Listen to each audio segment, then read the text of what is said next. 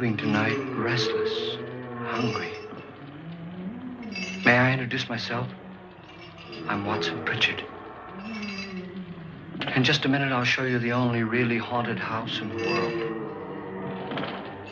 Since it was built a century ago, 7 people, including my brother, have been murdered in it. Since then, I've owned the house. I've only spent one night there, and when they found me in the morning, I was almost dead.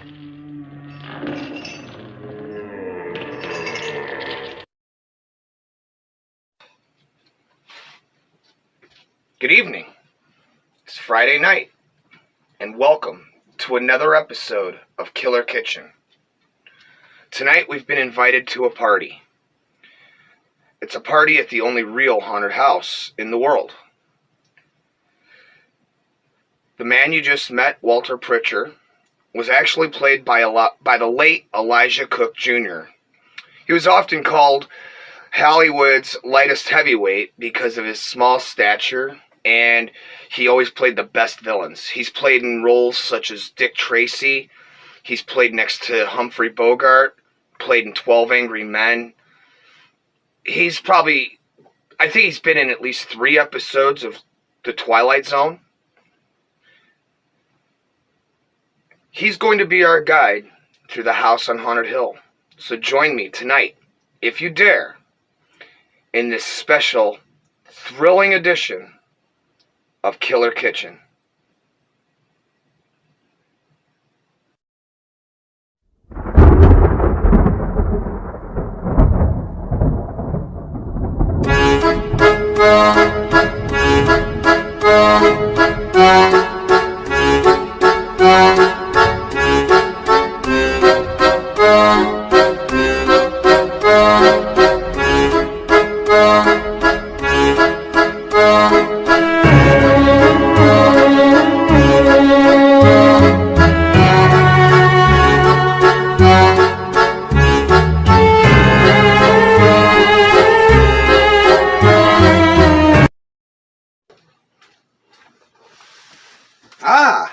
Good evening, and welcome to another Killer Kitchen. Now tonight we've got something a little bit more special for you again this week. See, last week went so well, I figured what the hell? Let's go for a full length here. Let's really have some fun tonight. So, we got the house on Haunted Hill with Vincent Price, and I've decided to make the perfect party treats that I would bring if I were going to go to a supposedly haunted house at a party. So now, tonight we're going to make my party popcorn mix, which is just perfect little snack and shit while you're fucking playing games or goofing around. Or if you get lost in a haunted house, great thing to have in your pocket. Then we've got my bloody popcorn balls that I just have fun making because I love anything with blood. Then we've got my chocolate chip spider cookies, and my personal favorite on the list as far as cookies go, peanut butter monster cookies. These are just going to be a lot of fun to make, so stick around for that for sure. We're also going to make a pan of haunted ghostly brownies, and these here, the way I'm going to do them, you guys are going to dig this. Because yeah, I take the box shit, but I doctor mine up the way I showed you with that Friday the 13th cake a few weeks ago. So join me tonight as we join Mr. Frederick Lauren and his guests at the house on Haunted Hill. Now why don't we get this film rolling? You've already met Mr. Walter Pritchard. And when you come back, we'll be having everything set and ready, and we'll begin cooking. You know, one thing I do gotta say, this movie was actually directed by Rob White, or it was directed by William Castle. It was written by Rob White. And it's an interesting detail, it's kind of a creepy detail, is William Castle, who directed the movie, died within 1 month of its release. Like, they talk about Poltergeist has their shit, and Exorcist has their shit. Nobody ever talks about this movie like it because it's so B-rated and you can see the strings. I get it.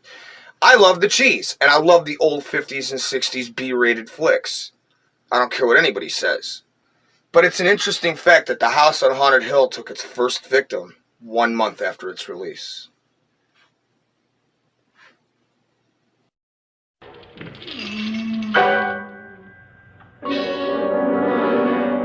I'm Frederick Lauren, and I've rented the house on Haunted Hill tonight so that my wife can give a party. A haunted house party. She's so amusing. There'll be food and drink and ghosts, and perhaps even a few murders. You're all invited. If any of you will spend the next 12 hours in this house, I'll give you each $10,000, or your next of kin in case you don't survive. Ah, but here come our other guests. It was my wife's idea to have our guests come in funeral cars. She's so amusing. Her sense of humor is, shall we say, original. I dreamed up the hearse. It's empty now, but after a night in the house on Haunted Hill, who knows? This is Lance Schroeder, a test pilot, so no doubt a brave man. But don't you think you can be much braver if you're paid for it? And I happen to know that Lance needs the $10,000 I'll give him, if he's brave enough to stay all night. This is Ruth Bridges. You've no doubt read her column in the newspapers. She says her reason for coming to the party is to write a feature article on ghosts. She's also desperate for money. Gambles. You've already met Watson Pritchard, a man living in mortal fear of a house, and yet he is risking his life to spend another night here. I wonder why. He says for money. This is Dr. David Trent, a psychiatrist. He claims that my ghost will help his work on hysteria. But don't you see a little touch of greed there, around the mouth and eyes? This is Nora Manning. I picked her from the thousands of people who work for me because she needed the $10,000 more than most. Supports her whole family. Isn't she pretty? The party's starting now, and you have until midnight to find the house on Haunted Hill.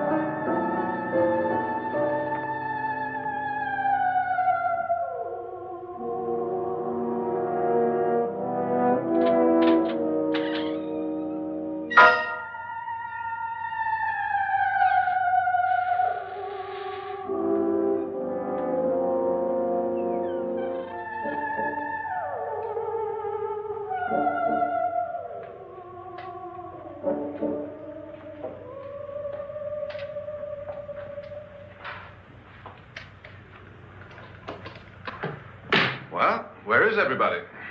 It isn't a very warm welcome, is it? Only the ghosts in this house are glad we're here.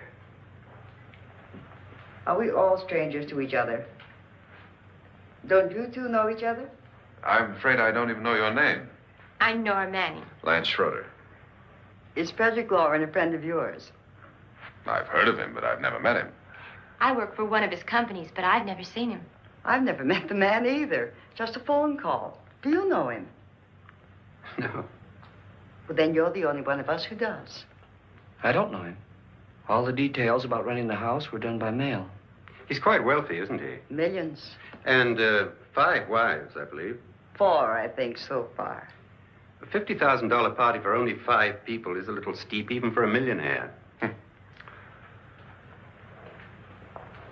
Well, if I were going to haunt anybody, this would certainly be the house I'd do it in.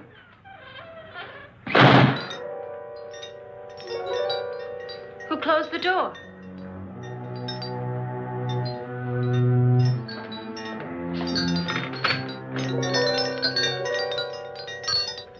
This thing's made of solid steel.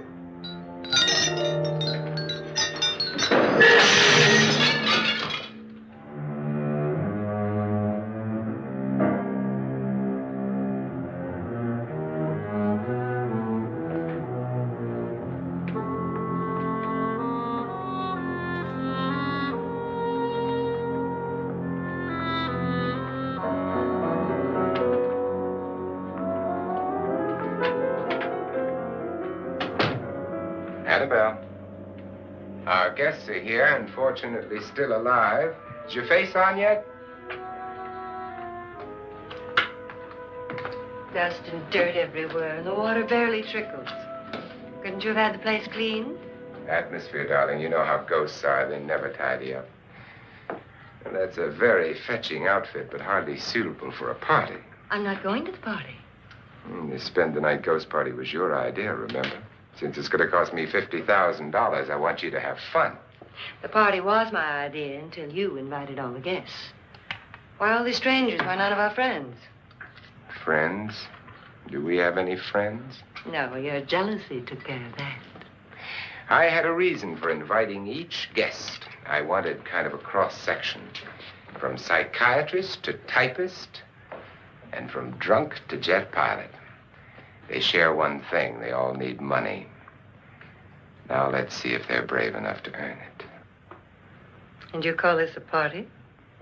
Could be. Why do you always do that? It spoils the champagne. It might explode. Never does. Will you guarantee that? That isn't funny, Frederick. Make a good headline. Playboy kills wife with champagne cork. Will you join me? No, thank you. Just a sip might improve your humor. My humor is fine, thanks. And I haven't poisoned it. It's always good to know that.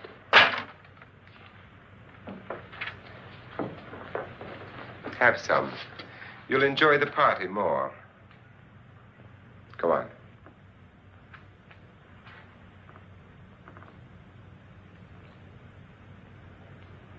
Your trust is so touching. And I'm not going to the party.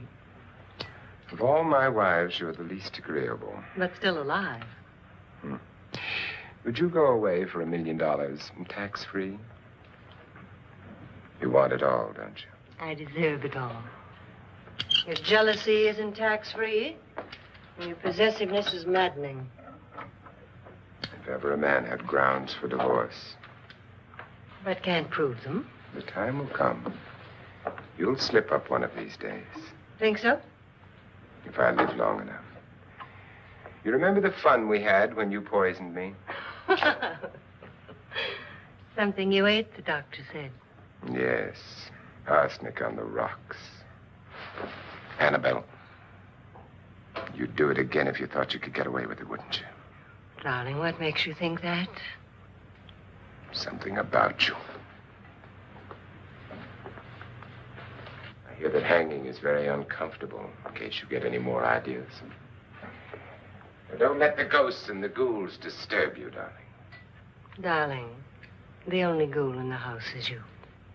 And don't sit up all night thinking of ways to get rid of me. It makes wrinkles.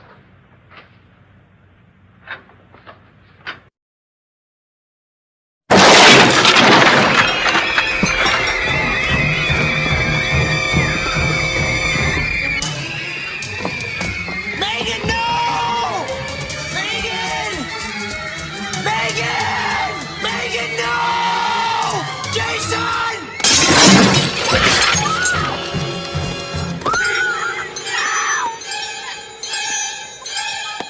Jason! Jason, come on! Come and get me! It's me you won't remember!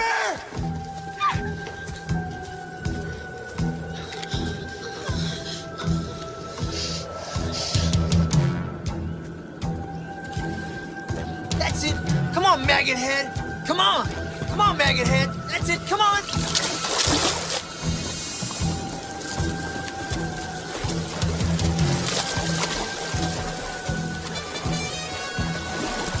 We're going to start tonight off with something very simple, very easy, that I think even you young kids at home could do if you want it. So tonight what we're going to do is we're going to make my version of the popcorn party mix.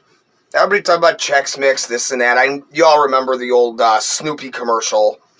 Whatever. That shit's boring. And even when I got that shit, I used to doctor the hell out of that too. So, got your base. Bowl of popcorn. Now, let's see here. Cut. Okay, see? This is what we've got here. To start, again, got your base, your popcorn. Here, a little bit of broken up, crunched down granola. Some peanuts. Only threw about 4 of these in here because I personally don't dig them. And my wife ate the rest. Then we've got some dried up cranberries. My favorite, Sixlets. Everybody else, they use M&Ms. M&Ms is boring. Besides, I got the M&Ms for something else later this evening. I usually take about 6 or 8 packages of Sixlets because I like my candy mixed in with my dried up fruit. Hell with it. I can't be that healthy. Come on now. What am I, Arnold Schwarzenegger?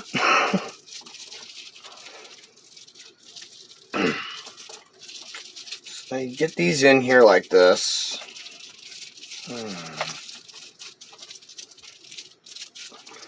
Now what I've got is, this is a cereal my wife enjoys, and it's got little dried up blueberries like the cranberries, so it's the perfect counter mix to the rest of what I just added.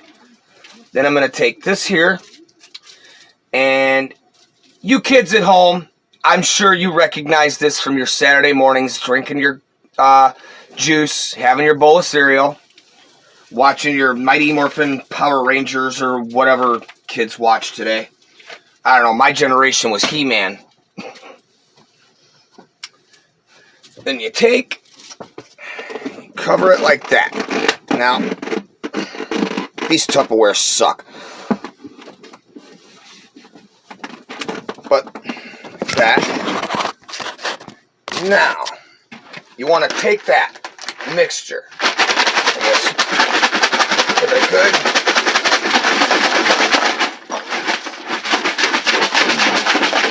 I kind of try to do it more of a round roller, almost like a paint mixer in a way. Yeah, here we go.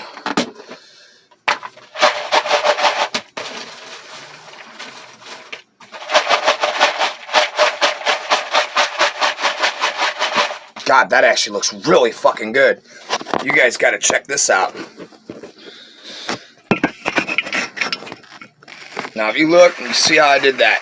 You got your candy in there. Yeah, spill popcorn. Popcorn, all of it. Now, one thing I like to do is because popcorn itself, Just a little bit, 'cause you got all that other shit in there. You're adding salt, you got to be really, really careful here. Just a light right across the top. Throw that lid back on. Just like that. You don't need a lot. It's just enough to fucking flavor up that popcorn a little bit. If you really want to slide them on, get one of these here. This is the special, this one's the white cheddar. It's the popcorn salts. Hell with it. What the hell, right? It's a party. Let's fucking party. Again, just real light, because I have no idea what this is going to do with the candy and the other shit. Definitely going to make the two cereals taste different.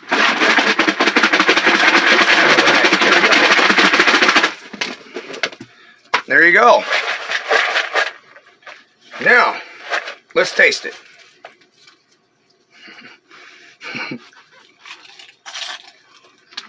That's good fit. That's good fit. Baby, you gotta try this. That's good fit. Alright, we're gonna get back to the movie here. And, man, yo, it's funny. You guys all saw the house. And the exterior of the house. The house is actually named the Enos House. And it's located in Los Feliz, California.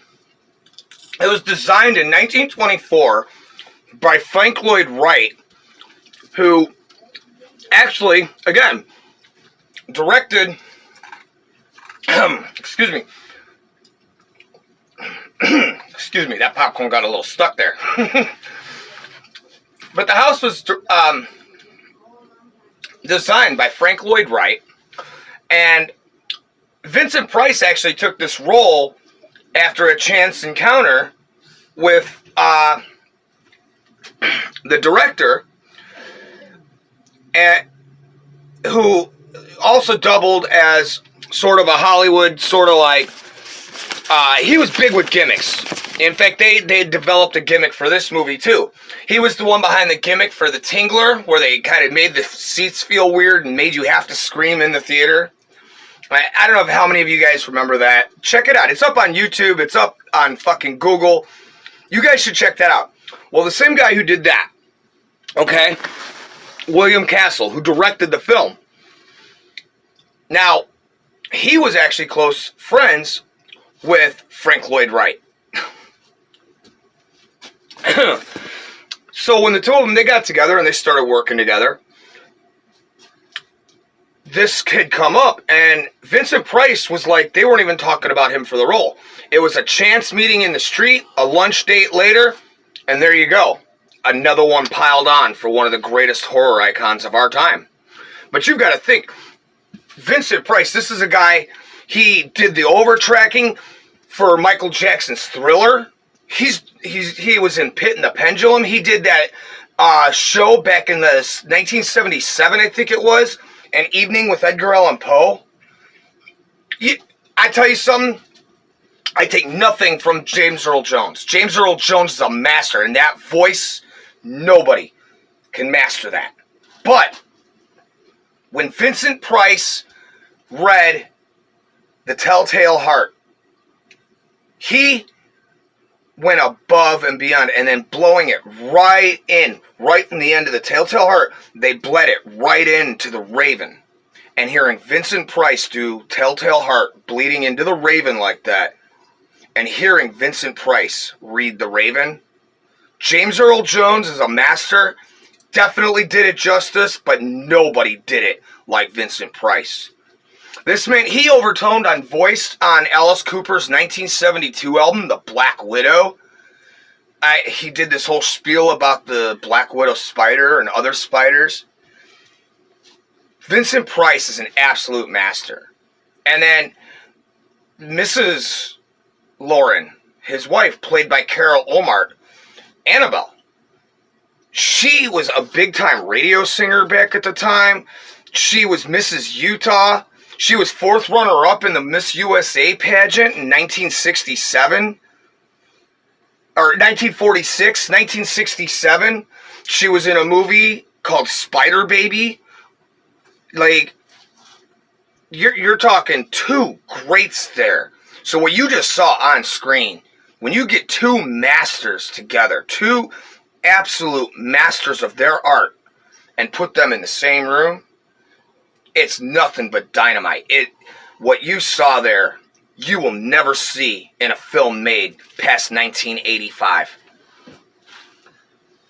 All right, that's enough from me. We're going to get back to the show. And when we come back from the movie on our next break, we are going to be making popcorn balls. Now, I got to wash this bowl. We got to make some popcorn. So in the time it takes me to do that, let's find out what's happening at the house on Haunted Hill.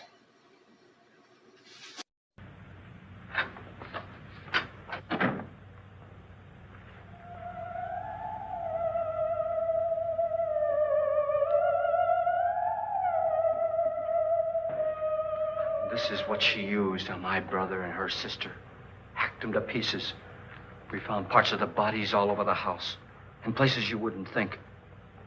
The funny thing is the heads have never been found. Hands and feet and things like that. But no heads. The wife, probably in a rage, threatened her husband with a knife and then, carried away by hysteria, took a swing at him and simply went on from there. Well, she certainly went on. How many people did she kill, Mr. Pritchard? Only two. Her husband and her sister. No one else was here. So there are two loose heads just floating around in here somewhere? You can hear them at night. They whisper to each other and then cry. Since our host isn't here, would anyone care to mix me a drink? Certainly. What will you have? Good evening. I'm your host, Frederick Lauren. Since we're all strangers to each other, let's get acquainted with a drink, shall we? Mr. Lauren, I advise you to call this party off now. The ghosts are already moving, and that's a bad sign. Let me apologize for my wife. She'll join us later. What do you have? Scotch and. Doctor? I'll have the same. Now, before the party begins, let's go over the details. The caretakers will leave at midnight, locking us in here until they come back in the morning. Once the door is locked, there's no way out. The windows have bars that a jail would be proud of, and the only door to the outside locks like a vault. There's no electricity, no phone, no one within miles, so no way to call for help. Like a coffin. So if any of you decide not to stay for the party, you must let me know before midnight. Of course, if you leave, I shan't be able to pay you anything. I'm interested in your reasons for this, party. Aside from the pleasant company. Ghosts, Doctor. I think everyone wonders what they would do if they saw a ghost. And now my wife has given us all the opportunity to find out. Amusing. Ghosts, etc., being only creations of hysteria, your party should be a success. Well, Pritchard here promises us genuine ghosts. 7 now. Maybe more before morning. That's cheerful. 4 men have been murdered in this house. And 3 women. You planned your party very well, Mr. Lauren. 4 of us are men, 3 are women. Well, a ghost for everybody. Now, Pritchard, why don't you take us on a tour through the house and let's see what happens, huh?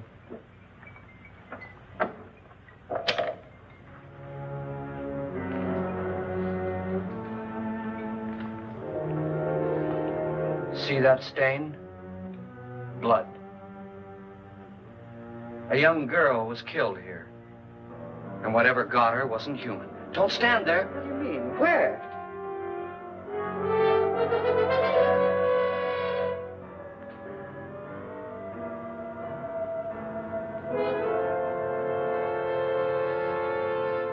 It's too late. They've marked you. Ridiculous. The roof probably leaks. Oh, that must be what it is. Who would want to haunt me? I would say any self-respecting male ghost. I hope it doesn't come back. Well, Mr. Pritchard, you're the life of the party. He hasn't even started yet. Wasn't there a man who threw his wife into a wine vat or something? That was in the cellar. There's been a murder almost every place in this house.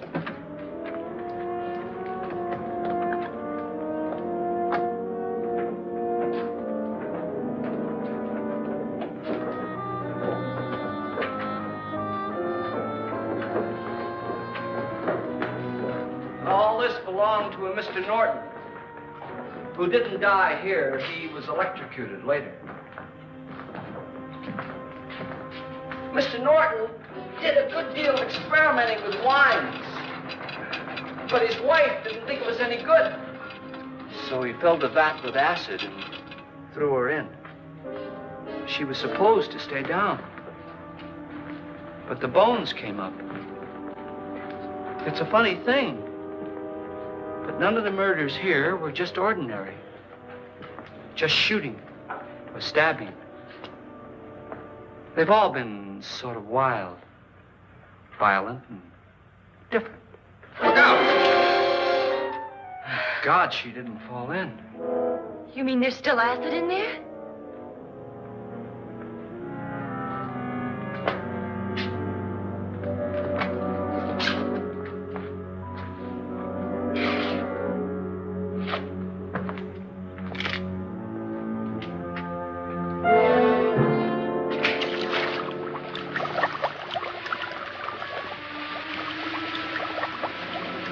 Destroys everything with hair and flesh. Just leaves the bones.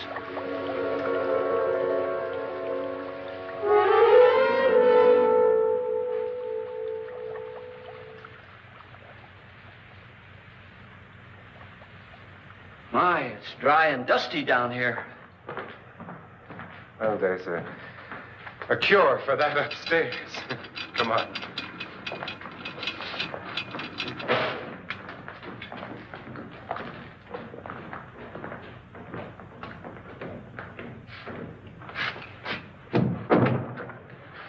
How'd you get invited to this party? No. No, go on. I mean, what did he tell you? Mr. Lawrence said everybody'd get $10,000. But he didn't say anything about being locked in. No. He just made the deal with me on the phone, but nothing about having to stay. Aren't you going to stay? If I don't, I lose $10,000. I'm going to stay, too. $10,000. Yeah. You believe in ghosts? I don't know. Well, I agree with what that doc says. You can spook yourself. I've done it in planes. Seen things that weren't really there. Or were they? What are you going to do with your $10,000? If we get it. What do you mean, if we get it? Won't he pay us if we stay? Ah, sure he will. 10,000 is no more to him than a nickel is to us. We were in an automobile accident. Now I'm the only one in the family who can make any money. Boy, I've never seen so many doors.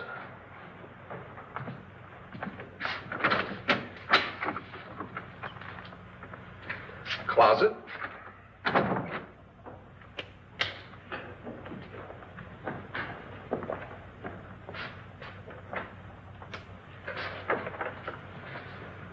Bottles.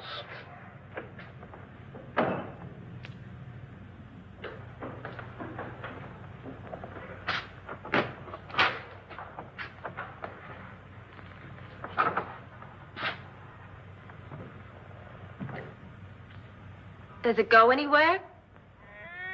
Lance! Lance!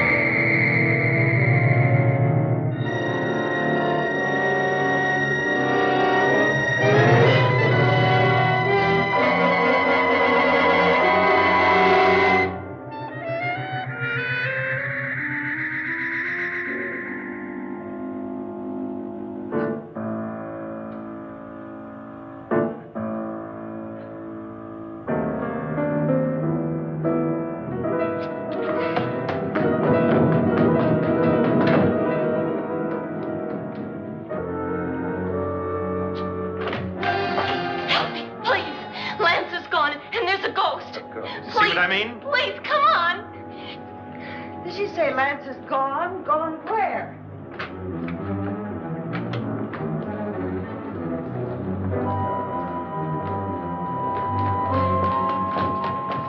We'll have to break it down. It's locked. Locked?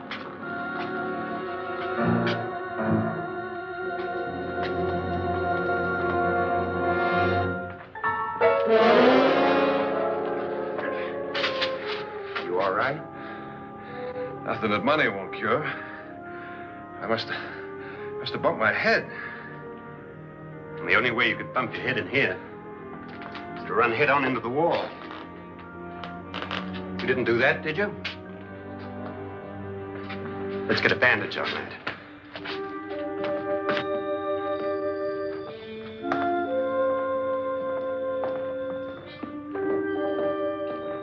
I wonder why they didn't kill him. Who? He didn't bump his head. They hit him. They?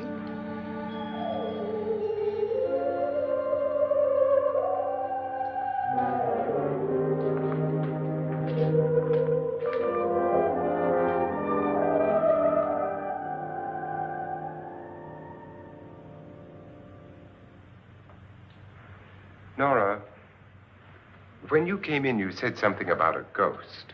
There was something. What did it look like? Well, it was wearing a black thing that went all the way to the floor. Weren't you a little frightened at the time? Well, yes. That, Mr. Loren, is hysteria. Well, then, Doctor, how do you explain what happened to Lance? Was that hysteria, too? You better get that checked in a day or so. Thanks, Doc.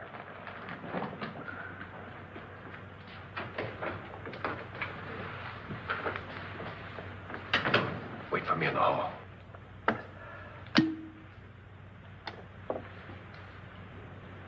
The ghosts are coming closer, Mr. Loren. You really believe in your pet ghost, don't you, Pritchard? Before the night's over, you will, too. Would you like a drink, Lance? No, thanks. I'd like one. Scotch and.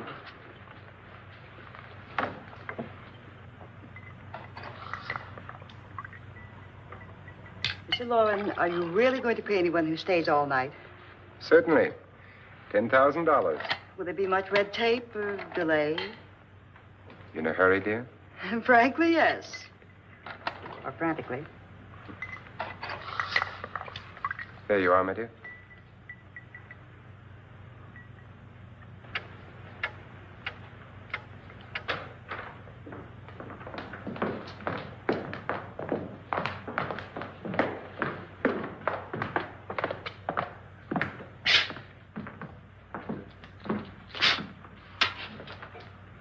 Someone or something was in here when I came in. But where? And if the door was locked, how did it get out? What you saw might have been a ghost, Nora, but what was in here with me was no ghost. I don't know. I was so scared.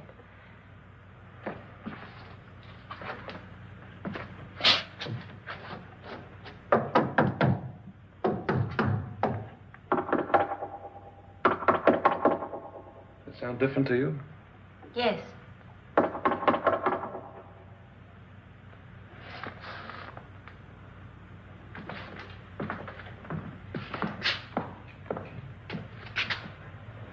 Three, 6, 9, 12.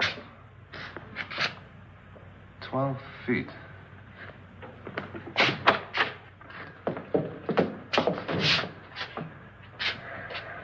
Three, 6.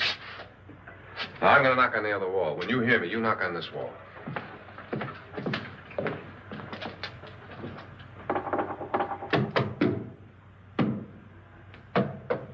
Tap lower down.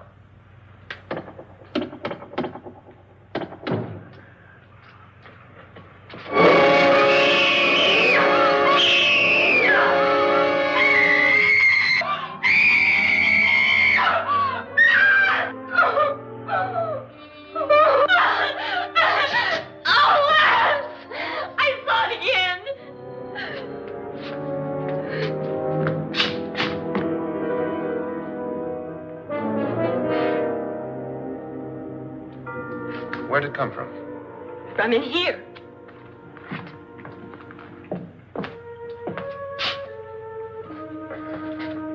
Well, if it ran out of here, I'd have seen it. Lance, it doesn't run, it just floats.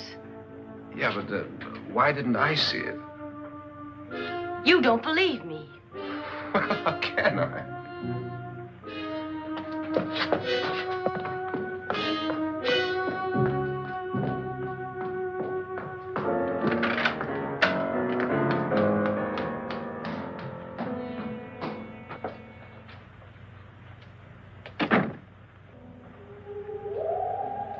I'm Annabelle Lauren. You must be Miss Manning. I realize this is a very unusual and I'm afraid very dull party. Wouldn't you like to freshen up?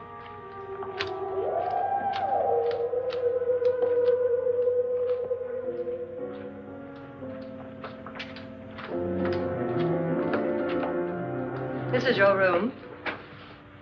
Depressing, isn't it? I doubt if I'll spend much time here. It's going to rain. Perfect atmosphere for my husband's party. Why did you come here? He said he'd give me $10,000. Why did he pick you? I don't know.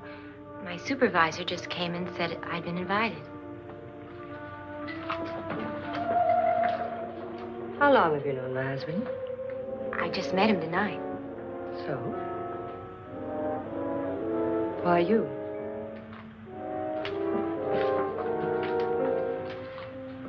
What were you doing wandering around by yourself? Well, I was in the cellar with Lance, Mr. Schroeder, and I just left, that's all. Don't do it again. Don't go anywhere in this house by yourself. Now fix your face and I'll come by for you in a few minutes. But You're in danger. We all are. But who? I hope for your sake you never find out.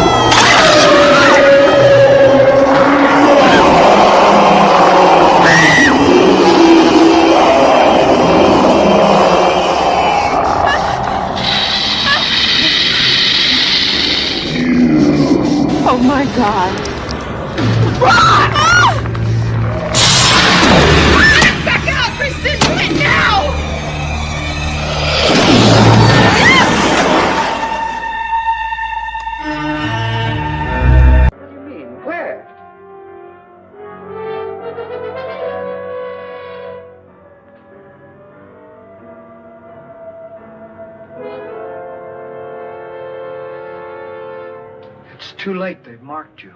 Ridiculous. The roof probably leaks. Oh, that must be what it is. Who would want to haunt me? I would say any self-respecting male ghost. Damn, Mr. Lawrence still getting it on.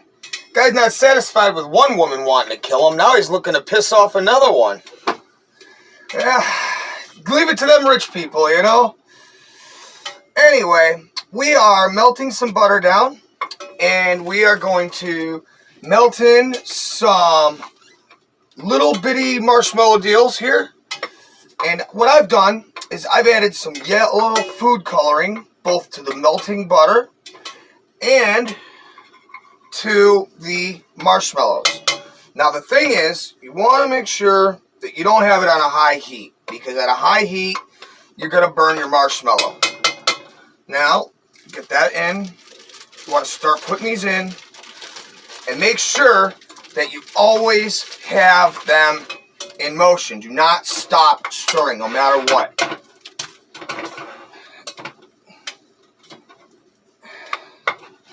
And like this. You know, it's funny. Ruth Bridges, who's actually played by Judith Mitchum, and she's actually Robert Mitchum's sister. She kept looking so familiar to me, and I just couldn't place it the whole movie.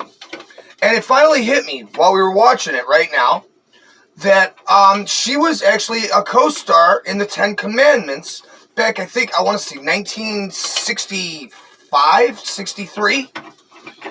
Really good movie if you're into any of the biblical shit. I enjoy it because I enjoy the tales.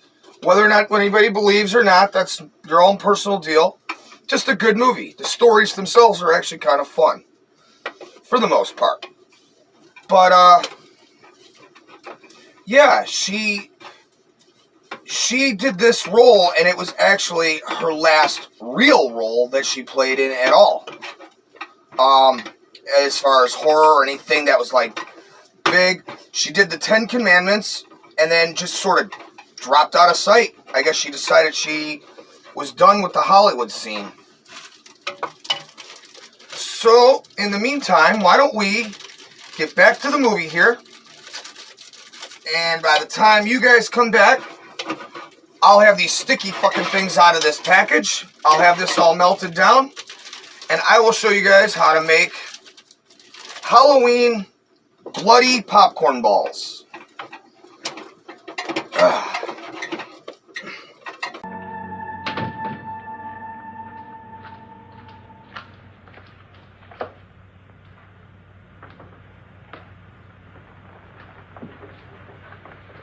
I'm Annabelle Lauren. Were you looking for something?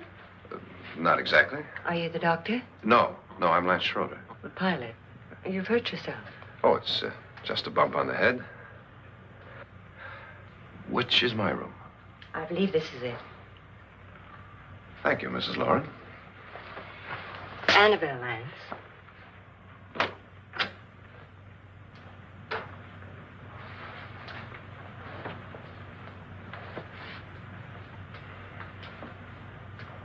You were with the young girl in the cellar. Why was she so upset? Was she? And you don't look like the type to go around bumping his head. What really happened, Lance? Well, Nora thought she saw a ghost, but I didn't see anything. She was just frightened then. And mad at me, I think. I kidded her about it. I wouldn't joke about anything else that happens here tonight. Now, don't tell me you're taking all this seriously. Aren't you? Well, I'd like to find out what hit me. Lance. If I need help, may I count on you? Yeah, sure, I guess so. Look, what's going on here anyway? I mean, what is with this party bit? This is no party. He's planning something. Your husband? I wish I knew what it was. Must be pretty big if he's going to lay out 50,000. The money doesn't mean anything. He has a reason for getting us all up here to this dreadful old house. Well, what for? He doesn't even know us. Maybe that's exactly why you're here. Well, what can he get away with? Oh, he thinks that big money like his can get away with anything. You know, of course, that I'm his fourth wife. The first simply disappeared. The other two died. Lance, I don't want to join them. You mean he, Oh, his doctor said they died of heart attacks. 2 girls in their 20s. Well, what can he do? My husband is sometimes insane with jealousy. Nothing matters to him then. Please be careful. Would he hurt you? He would kill me if he could.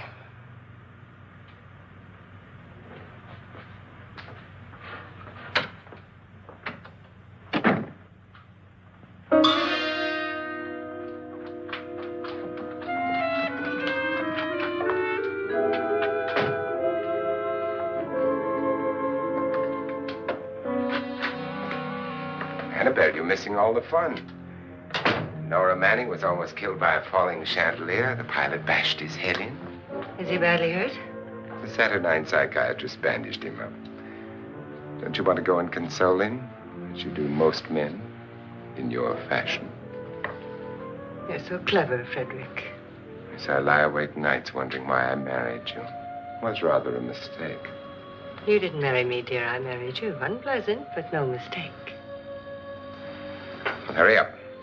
Frederick, for the last time, I'm not going to your party. And for the last time, it's not my party, but yours. And you are going. I am not. You ready, dear? No. Are you ready, dear? Yes, damn you. Would you adore me as much if I were poor? No. All you want to be is a lovely widow. It's almost time to lock up the house. And then your party will really begin. I wonder how it'll end.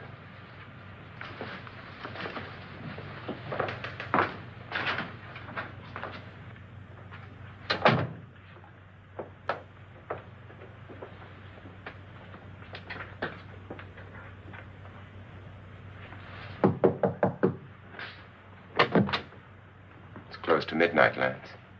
Okay. I'll be down in a minute.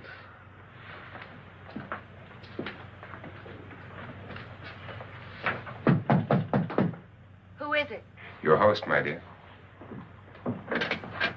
It's almost midnight, Nora. We're all going to get together down in the living room. All right, Mr. Loren.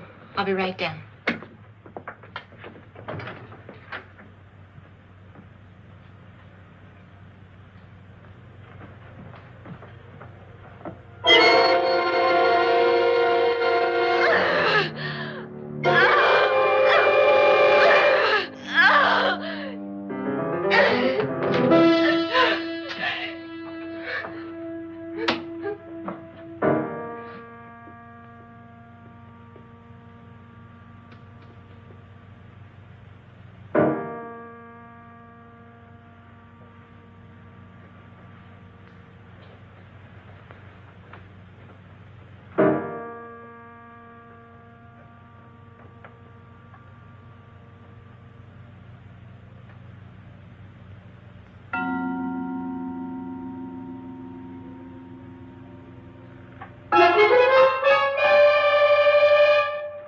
Come with us.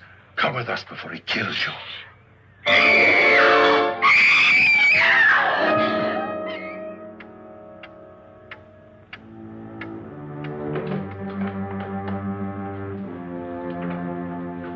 Where's Nora?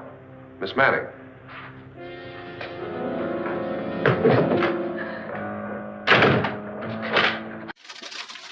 Well, looks like Nora got herself in something there, huh? I'm sure glad that it's not me spending the night in that house. Or are we? Are you sure that's you sitting there in your couch? Or is your couch really just something that the ghosts made up for you? Anyway, we're going to make these popcorn balls.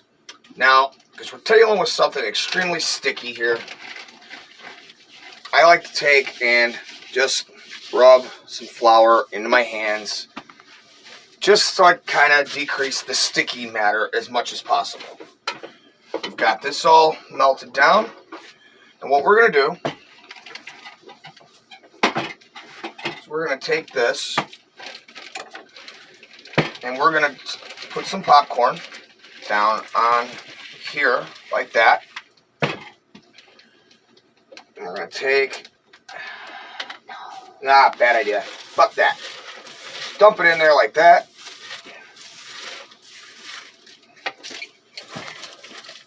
Kind of like this.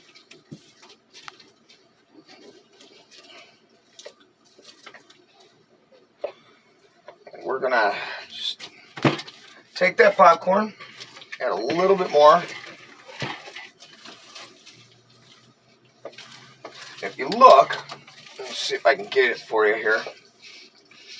Now, this is just a messy thing, so you know, parents, if you're gonna help your kids with this, I wouldn't bother unless you know you're looking to clean up a mess tonight. Because when this camera goes off, I get to spend 20 minutes cleaning this mess up. And that's the other, on top of the other mess from the other stuff we're making. Now we're gonna take this, just dump it down on the counter like this. Because now we've got to mold the shit. Down like this.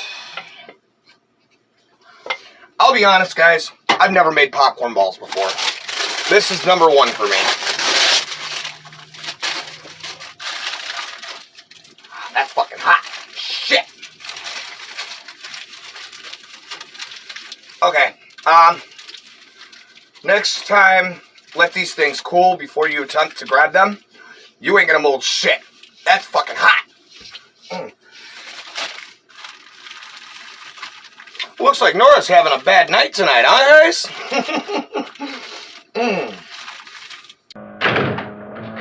I don't want to stay here. Nora, what happened?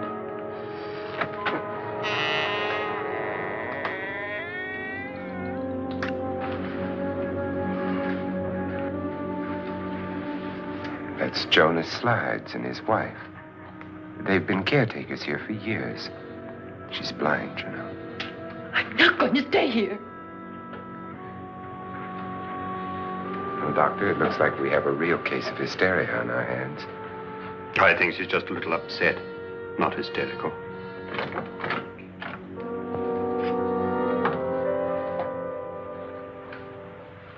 Good evening. Hello, my dear. This is my wife. These are our guests. Ruth Bridges, Dr. Trent. You know Watson Pritchard, of course. Nora Manning, and this is Lance Schroeder.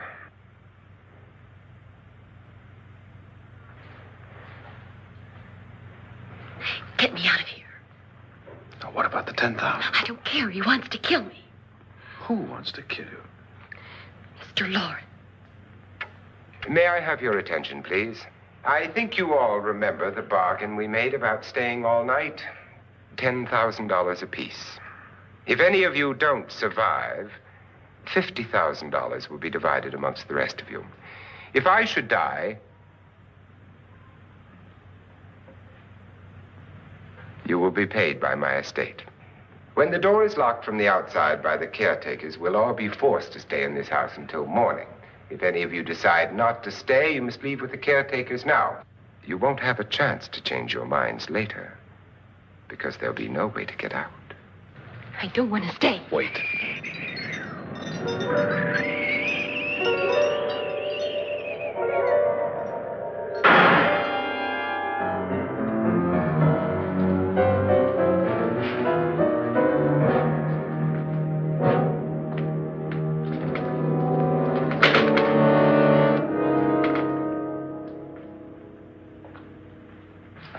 Midnight yet? Who told them they could leave? They never leave before midnight. Well, they've gone now. I was going to ask you whether you wanted to stay or not, but it seems that the caretakers have made the decision for you. We're all locked in now. But I don't want to stay. And I'm sorry, my dear, but it's too late now. Darling, haven't you had enough of the silly game? Get some cars up here for these people and let them go home. But pay them first. This is your party, remember? In spite of my wife's faith in my ability to do the impossible, we will all have to stay in this house until 8 o'clock in the morning. But we have some party favors for you in these little coffins. This is my wife's idea. I must say, I think it's rather dangerous. I suppose you all know how to use one of these things, but in case you don't, you just press down on this lever with your thumb and then pull the trigger. You see, they're loaded. These are no good against the dead, only the living. Doctor? Lance? Nora? Go ahead, take it.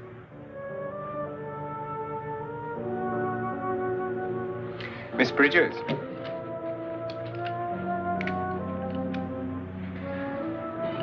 And here's yours, dear. I don't need it. It was your idea.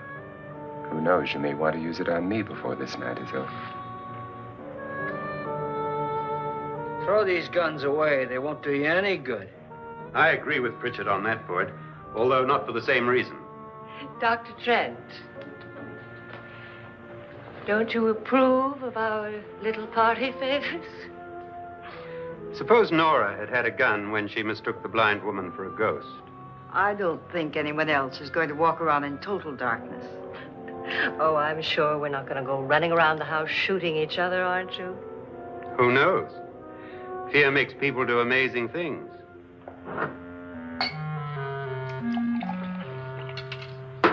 Mr. Pritchard, you said your sister-in-law killed a man and a woman here and cut them up?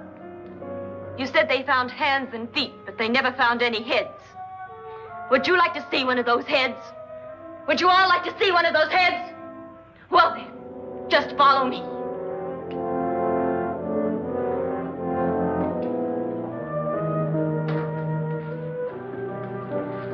Darling, I really don't need this.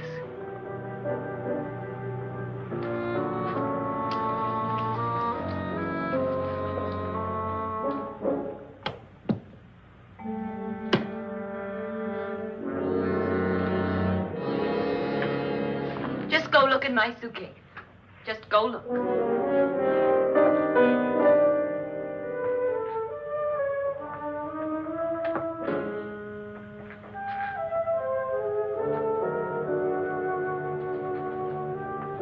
But it was in there. A woman's head. Nora, I think you're a little upset. Would you care for a sedative? Get out! Get out, all of you! All of you, get out of here and leave me alone! Just get out of here! You think it's all right to leave her by herself, Doctor? I wish she'd taken the sedative. Well, what do you suppose she thought she saw? They're closing in on her. Look, Doc, I think somebody ought to stay with her. There could be 1 million people around her. But if they wanted her, they'd get her. What if he's right? Oh, he's too drunk to know what he's talking about. I wonder. I'll join you in a minute.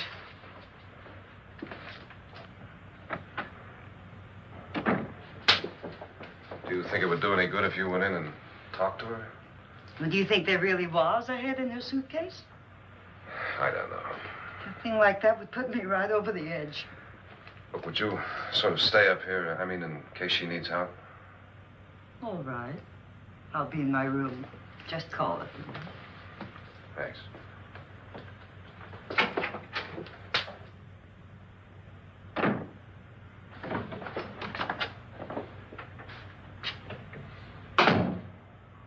Are you sure there are only 7 people in this house? Positive, except for the ghosts. I don't believe in ghosts, nor in frightening women. In Nora's case, it's gone far enough. Perhaps too far. What do you suggest we do about it, Doctor? Don't frighten her anymore.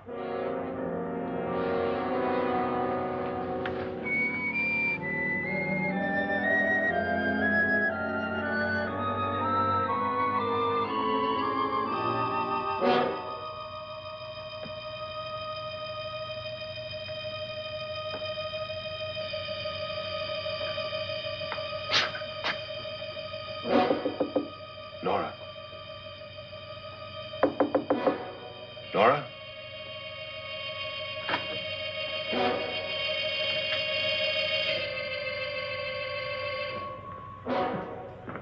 Nora?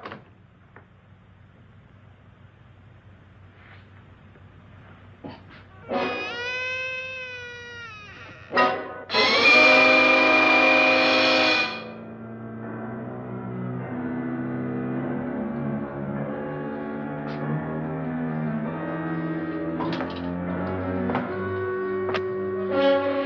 Nora!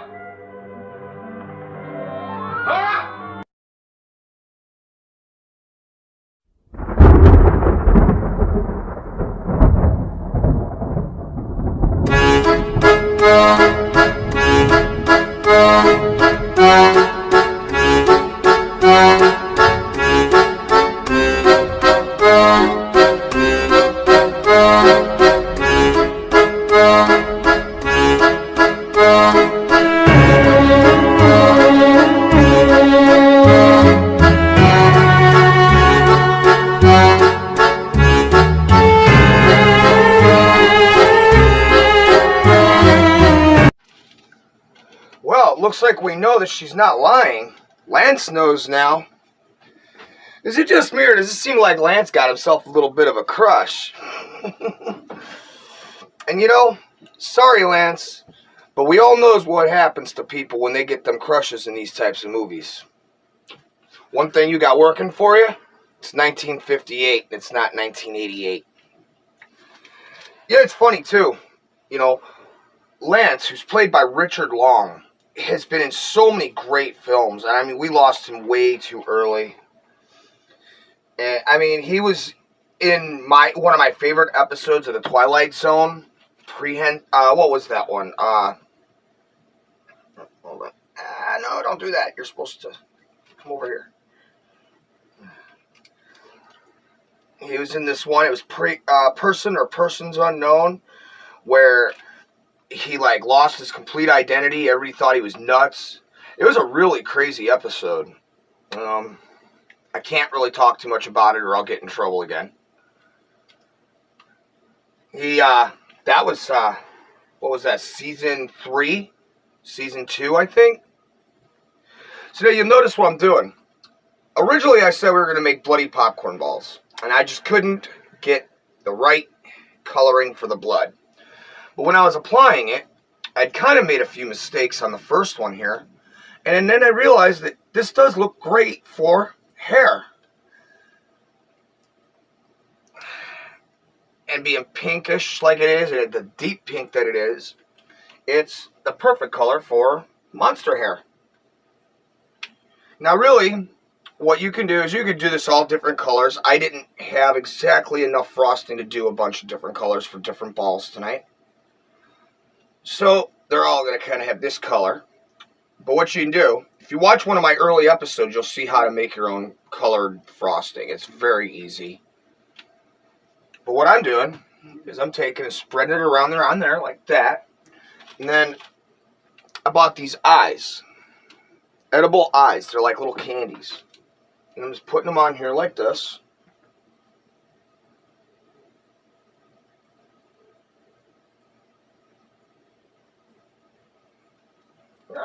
He's going down.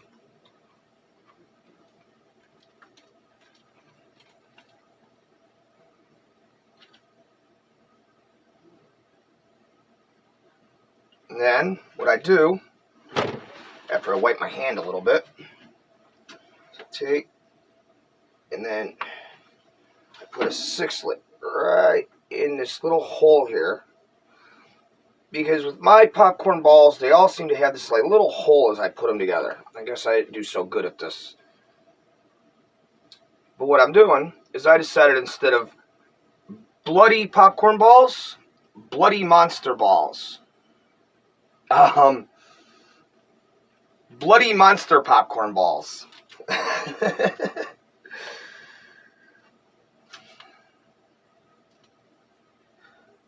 But yeah. Richard Long was also known for his roles in Big Valley. That aired from 65 to 69. I mean, and Big Valley was actually a cool Western. I'm not even into Westerns, and that show was cool. I remember spending a lot of weekends watching reruns of that on, I think, Nick at Night and shit. Now, here, I'm going to pull this up. Give my hands a little bit of a wash.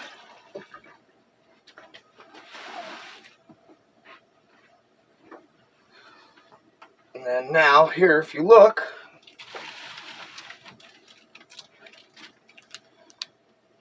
we've got 3 little monster popcorn balls. Little eye, little candy in his mouth, full of hair. And there you go. Now here's what I'm going to do. I got just one more of these. And I'm going to do this one a little different because I ran out of sprinkles, okay? Which is kind of a drag. What I'm going to do is I'm going to open this one up. Uh-oh. Put that one aside for a minute. We'll open this one up instead. This is a better one anyway. That one's kind of a dud.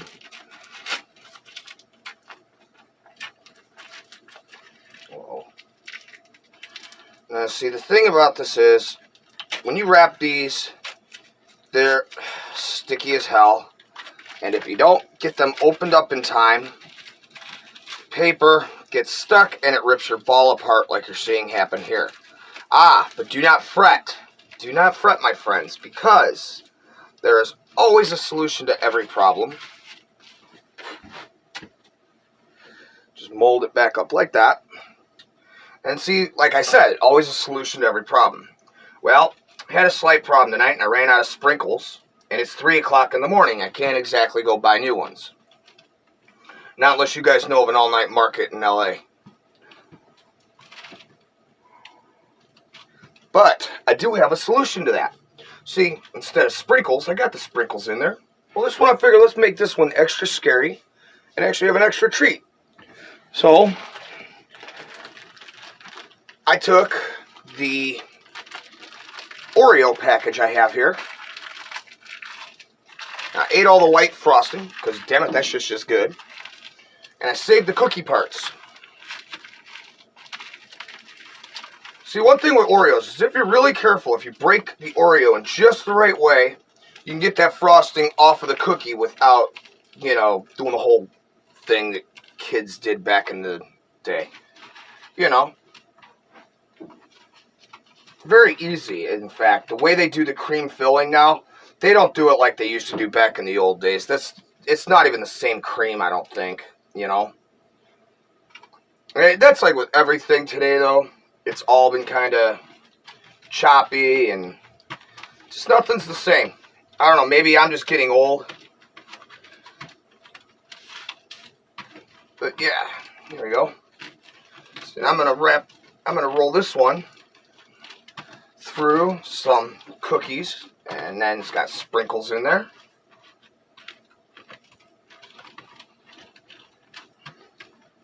And this one is gonna be an even scarier looking monster.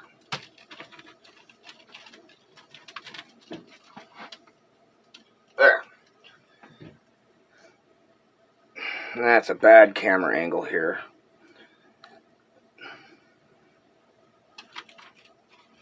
Now, come through. And what you want to do is kind of dab it on there and then smear it. And keep in mind, I mean, you're really just putting a hair piece on a puppet, for lack of a better way to put that. Really wish I could do The Puppet Master. I wish I was allowed to show you guys that movie. But maybe one time I can get away with a small discussion, some still shots. Love to get into that one. For maybe a shorter episode, we can talk about that. Because Puppet Master is an excellent film.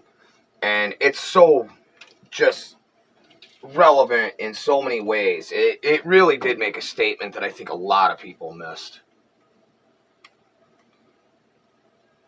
But yeah. There we go, just like this.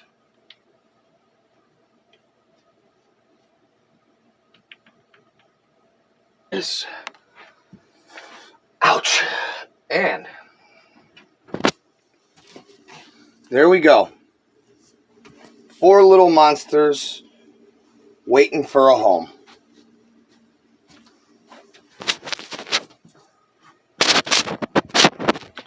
Now, let's get back to the movie. And on our next break, we will start our chocolate chip spider cookies. And maybe we might even have enough time left before the end of the movie where we can make at least those peanut butter monster cookies. All right, you guys, let's do it. Roll them. Hey, what's the difference between Sharon Stone and Marv Albert? Marv Albert wears panties.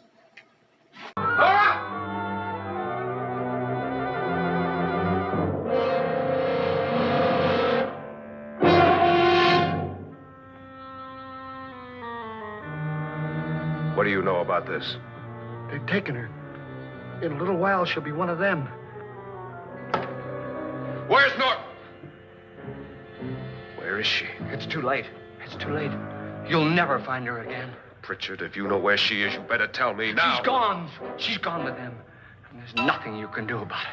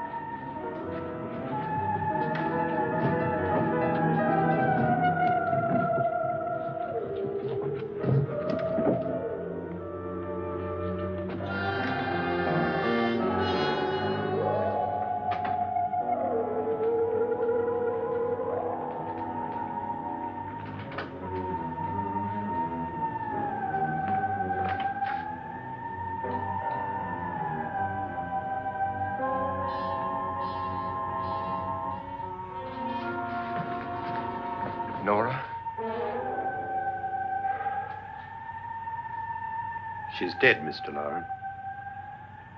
Your wife hanged herself. Suicide.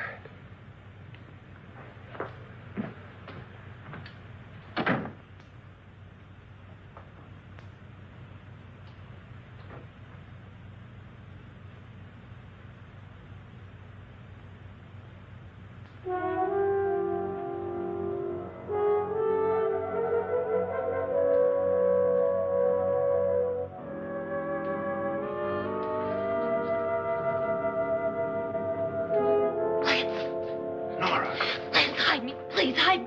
What's the matter? Hide me.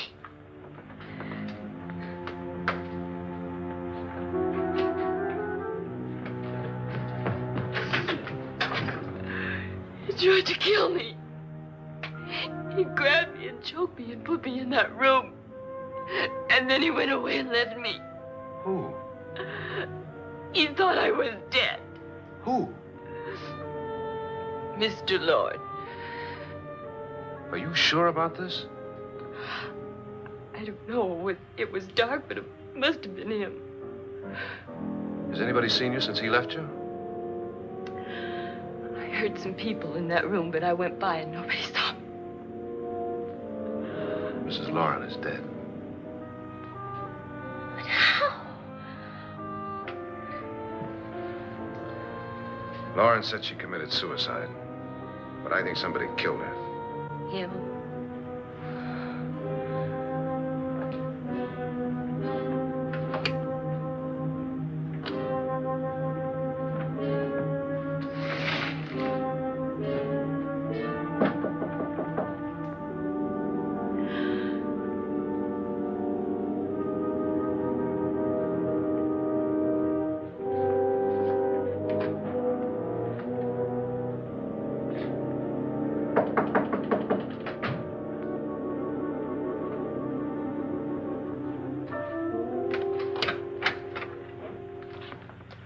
I'm sure you've come to the same conclusion I have.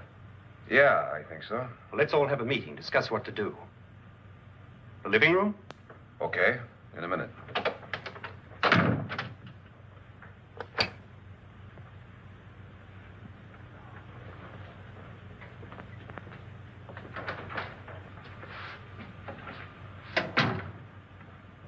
I've got to go downstairs.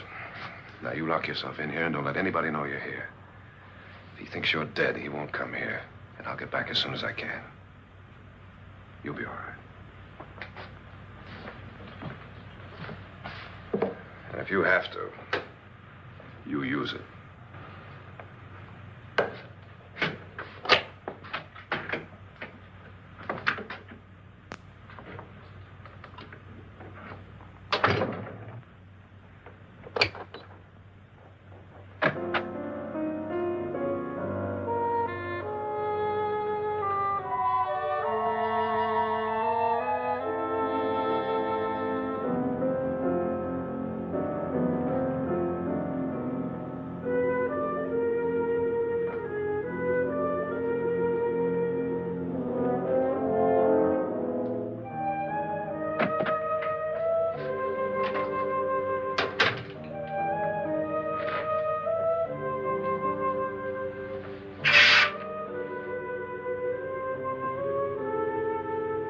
So beautiful.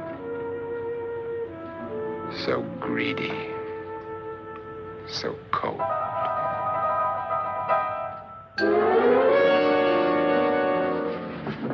What are you doing in here? Wait. Don't wait. What do you mean coming in here?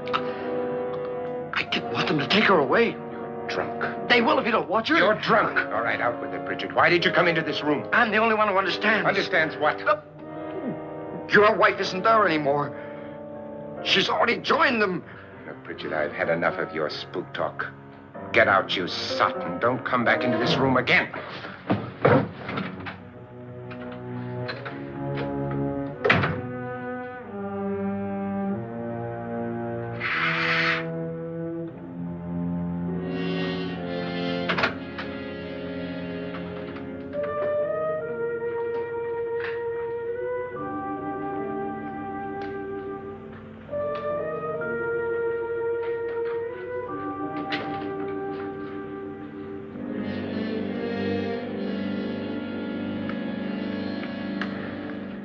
Where's what's-her-name? Nora. I didn't disturb her since I don't think this concerns her. No, you're right. Mr. Loren, isn't there some way we can get out of this house now? No, none at all. We could try breaking out. The only door to the outside is made of steel. The bars of the windows are set in solid stone. We gotta stay. I'm not afraid of your ghosts, Pritchard. But I am afraid. When we came here a few hours ago, the only thing we had in common was the $10,000 we'd get. Now, however, we share something else. The death of Mrs. Loren. So far tonight, one of us was almost killed by a falling chandelier. One of us was mysteriously slugged. One of us has been driven to the brink of absolute hysteria. And one of us is dead. Were these accidents? Suicide? And we must stay here for 6 more hours. 6 hours? 6 of us. Time enough. Who'll be next? How will it happen? Let me ask you a question, Doctor. You were the first one to see my wife there. Did you also see anything that she could have climbed up on and then jumped? No. Did any of you? There was nothing. How then did she get up there so high? Exactly, Mr. Loren. How? She couldn't have pulled herself up there. She couldn't have dropped from the ceiling. Do you think your wife killed herself? No. She was murdered by one of you.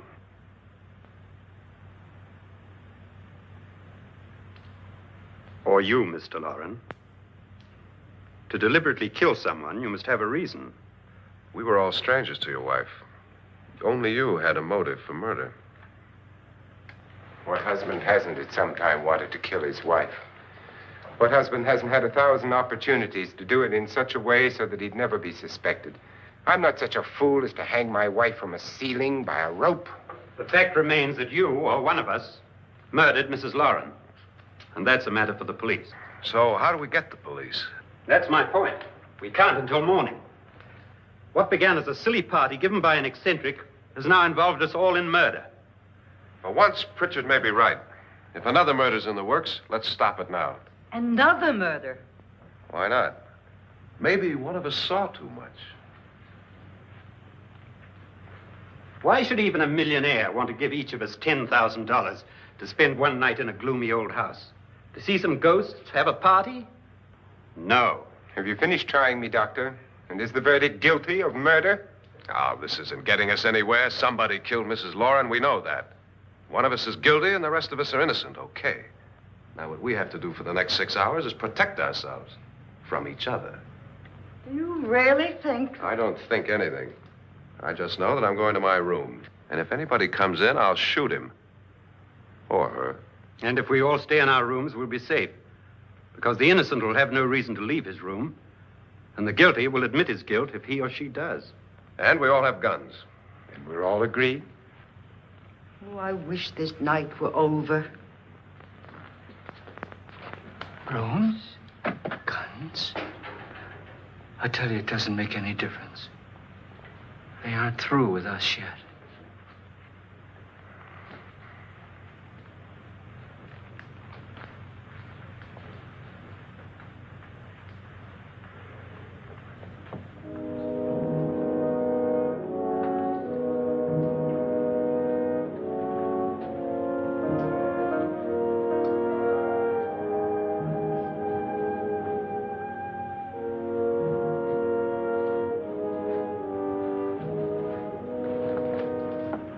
What's the use of saying goodnight?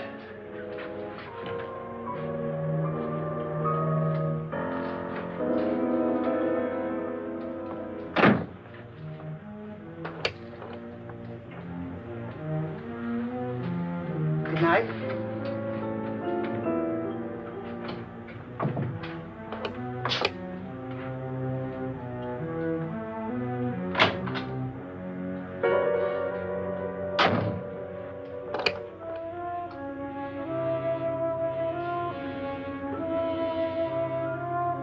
Good night, Doctor.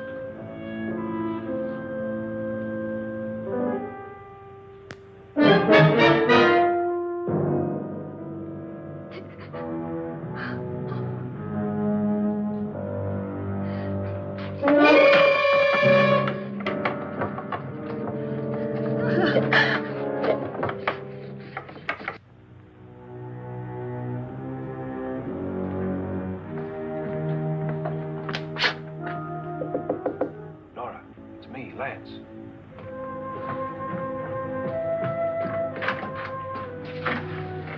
You okay? They've all gone to their rooms and locked themselves in. Lance, I've been thinking. It was so dark down there. Maybe it wasn't Mr. Lorne. It was him, all right. He tried to kill you, and he did kill his wife. How can you be so sure? She tried to warn me, asked me to help her. The doc thinks he's going to try and kill one of us. Now, there must be a way out of this place, and I'm going to find it and get the police before he does. I'm going with you.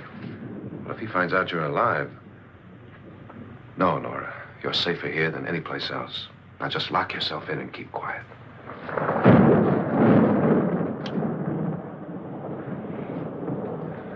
If I find a way out, I'll come back and get you.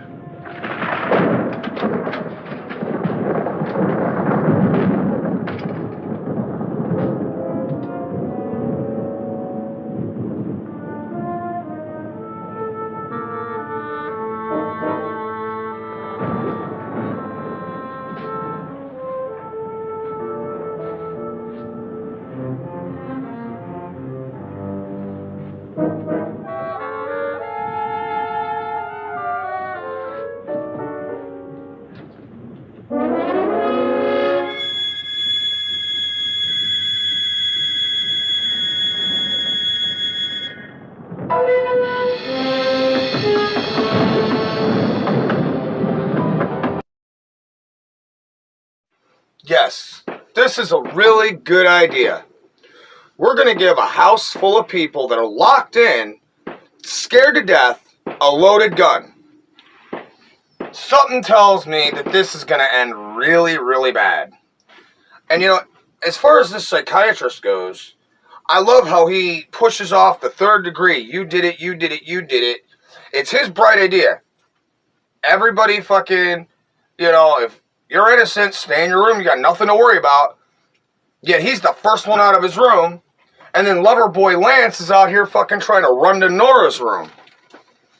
I don't know about you guys, but if this was a Friday the 13th film, that whole house would long since been dead. And I think that's what they were going for in that remake back in 1999. And I gotta say, I've seen a lot of remakes. I hate remakes. That is the first remake I actually found that I enjoyed. I really enjoyed it. Every character they got matched its character in the movie. Even the black dude matched his counterpart from the 1959 version. Great film. I really enjoyed it. And I loved how they made Frederick Loren the owner of some big amusement park instead of just some rich, philanthropist. Really cool idea. That is one, if you guys ever see it, I can never air it because I totally get nailed with fucking copyright. If you ever get the chance, check it out. In fact, it is on Amazon Prime, and it's only like $2.99 to rent. Definitely a watch if you like this movie. Now, me personally, much as I like it, you can keep your remake, you can keep your refake. I like Vincent Price, I like 1959. It's kind of like Freddy Krueger. You can keep your Jackie Earl Haley. You can keep your fucking toaster face. I like the pizza face, and I like Robert Englund. Now, in our last break, I said we were going to try and make 2 more things of cookies. Unfortunately, because we're coming to the end of the film, we are basically out of time. We have enough time, about 1 more batch of cookies. So in our last bake, I took the liberties. I started kind of mixing things up.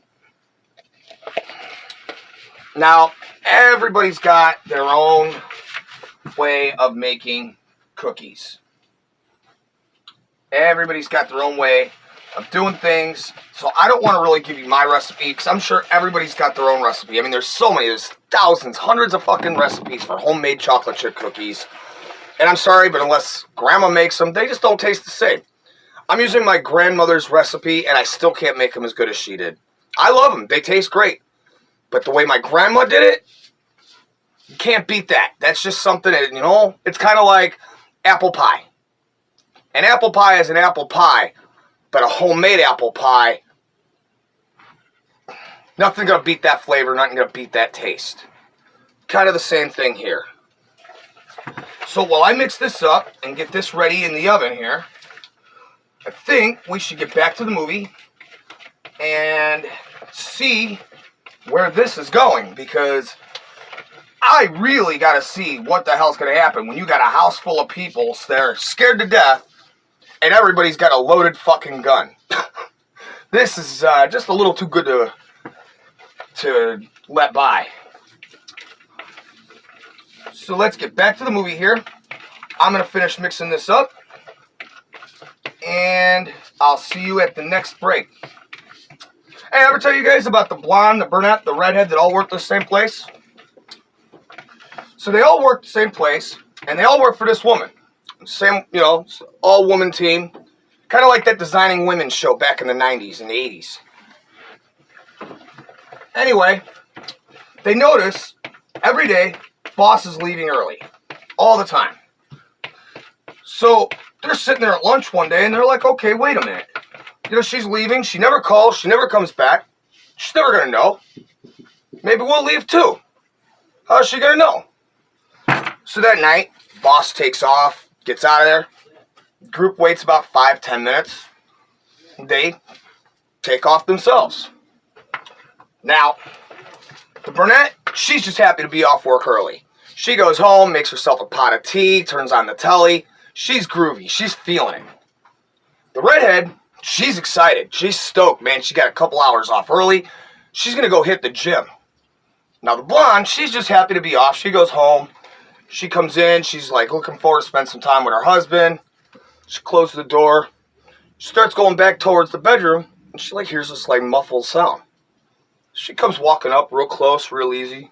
Kind of creaks the door open real quiet, peeks inside, and here's her boss with her husband. She's like, okay. It's real creepy, real quiet. She creaks the door back closed, gets the fuck out of the house.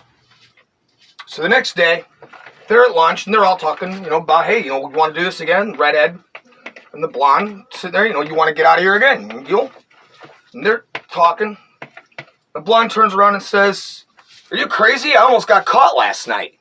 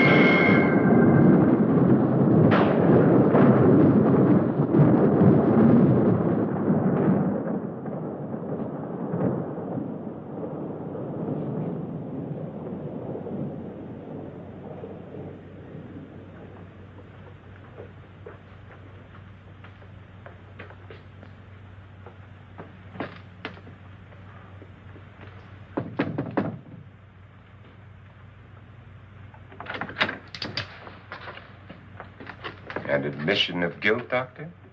Certainly not. There's either somebody else in this house or one of us has left his room. Did you hear anything? Organ music? That, and someone walking. You got yours? Ready? You look downstairs, and I'll look up here. Why not together? There may be only minutes, seconds left of someone's life. Why waste time?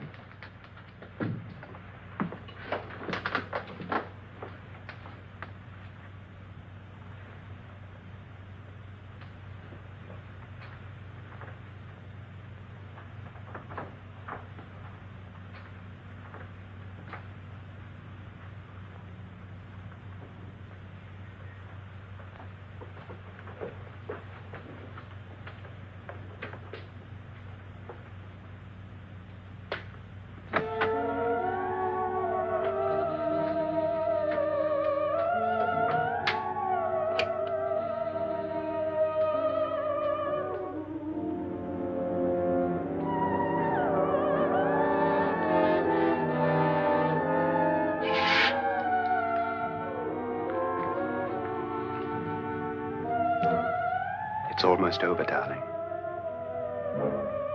Every detail was perfect.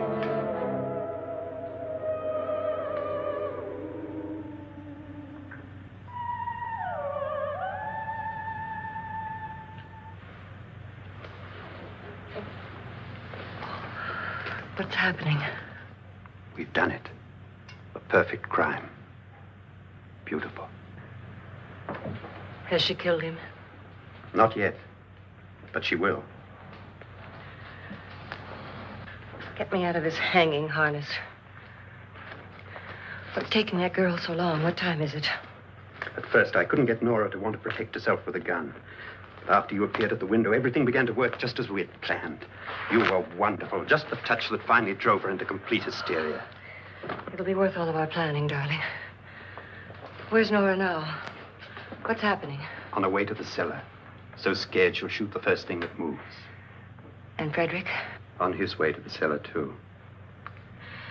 David, are you sure none of them will suspect us? Of what? An hysterical girl accidentally shoots somebody? Who would suspect that we planned it that way, that we drove her to it? What about my suicide? But just a ghost party gag. We'll claim it was a dummy since I'm the only one who touched you. And the caretakers? Well, they had no idea what they were really doing. What about Nora? She's not stupid, you know. Darling, believe me, everything we've planned is working perfectly. Nora is sure Frederick murdered you. She thinks Frederick attacked her in the cellar, not me. And now Nora's almost out of her mind with fear. The heads, the music, you're hanging. I tell you, when Frederick walks in there, she'll shoot him. It's taking too long. David, you ought to be there.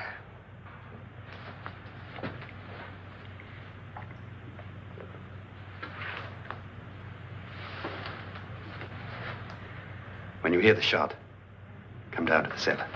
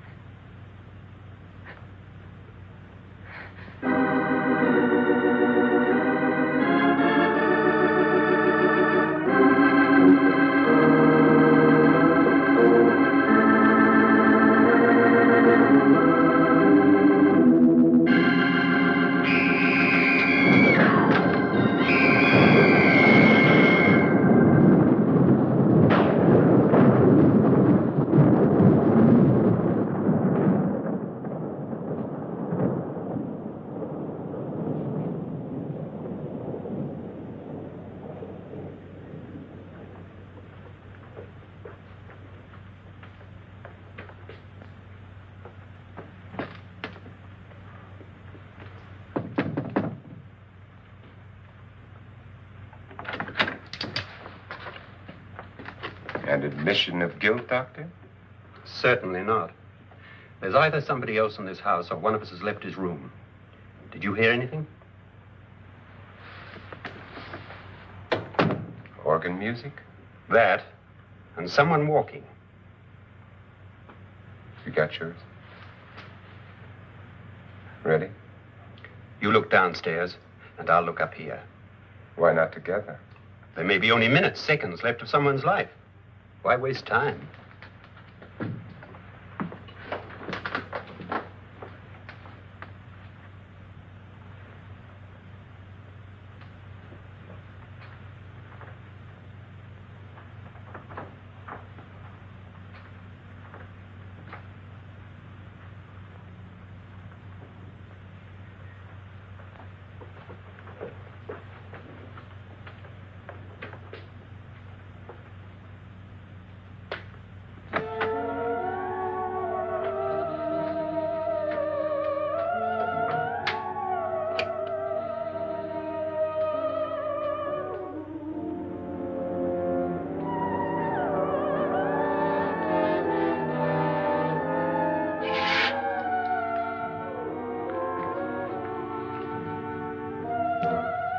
It's almost over, darling.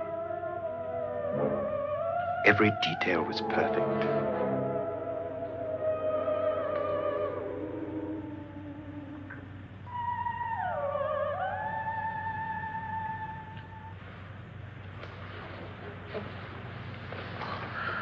What's happening?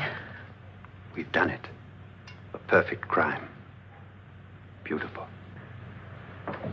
Has she killed him? Not yet, but she will. Get me out of this hanging harness. What's taking that girl so long? What time is it? At first, I couldn't get Nora to want to protect herself with a gun. But after you appeared at the window, everything began to work just as we had planned. You were wonderful. Just the touch that finally drove her into complete hysteria. It'll be worth all of our planning, darling. Where's Nora now? What's happening? On her way to the cellar. So scared she'll shoot the first thing that moves. And Frederick? On his way to the cellar, too. David, are you sure none of them will suspect us? Of what? An hysterical girl accidentally shoots somebody? Who would suspect that we planned it that way, that we drove her to it? What about my suicide? But just a ghost party gag. We'll claim it was a dummy since I'm the only one who touched you. And the caretakers? Well, they had no idea what they were really doing. What about Nora? She's not stupid, you know. Darling, believe me, everything we've planned is working perfectly. Nora is sure Frederick murdered you. She thinks Frederick attacked her in the cellar, not me. And now Nora's almost out of her mind with fear. The heads, the music, you're hanging. I tell you, when Frederick walks in there, she'll shoot him. It's taking too long. David, you ought to be there.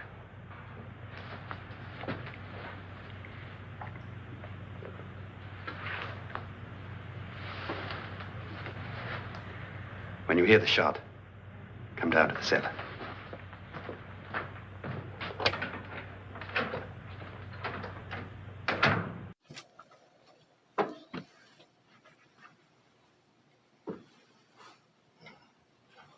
You know, leave it to rich people to take advantage and just use the poor, you know? I mean, goddamn. I'd like to say that I'm surprised, but I'm not. Not really. However, I do have a theory. See, I've come to the conclusion that, for the most part, rich people and people out there striving to have everything and be better than everybody, well, as far as the men go, I just think they're trying to make up for something they're lacking down below. As far as the gold diggers out there go, yeah, you got your fancy rock on your hand. You got your big house. Well, you think we can't see the stretch marks around your mouth and asshole that put you where you are? Anyway, I'm about done decorating this here. Got a few more touches.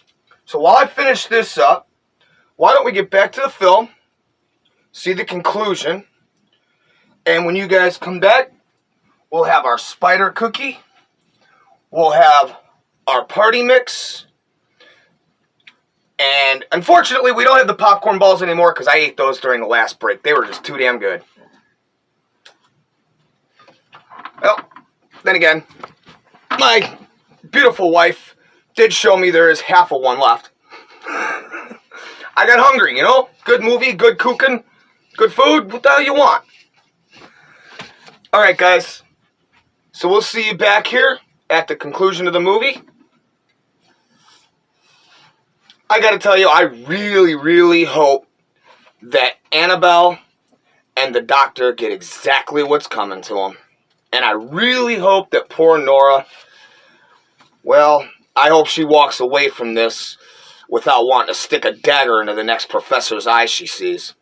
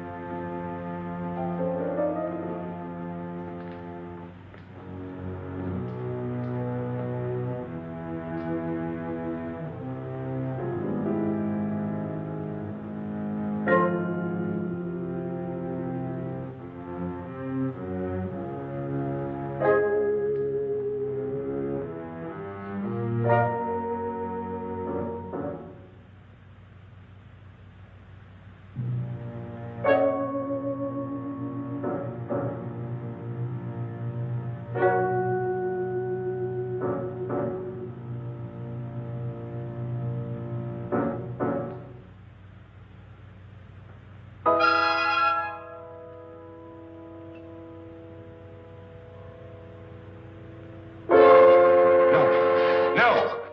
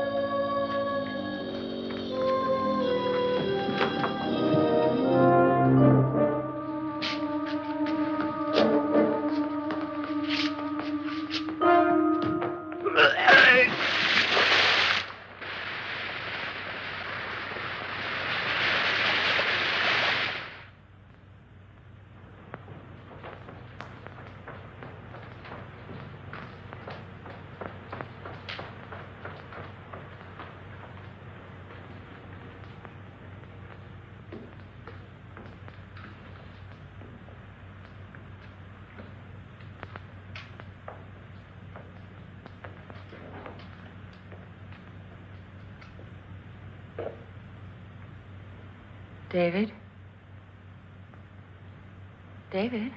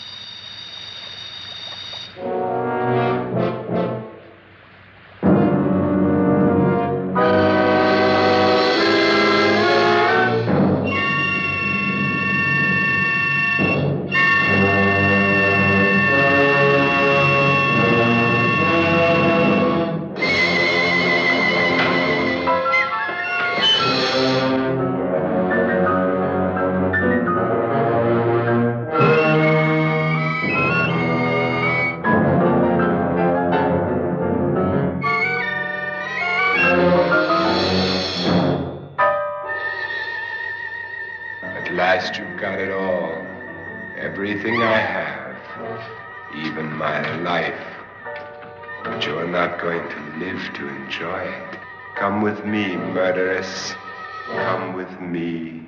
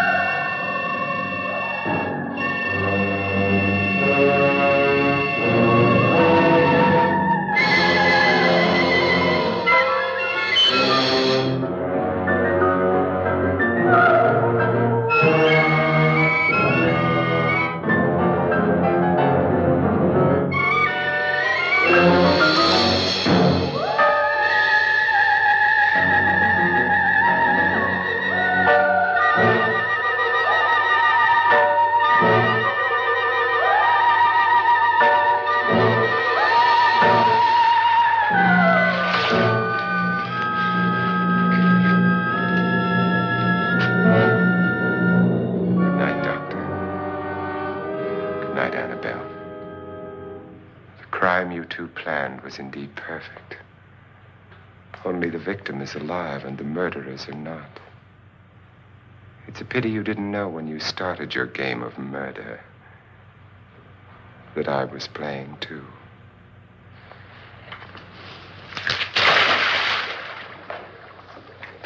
There must be some way to get in here. Oh, it's right along here somewhere. Lance!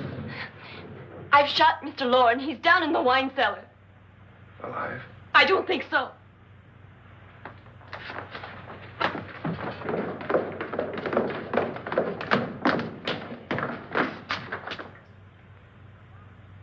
It's him. He's alive.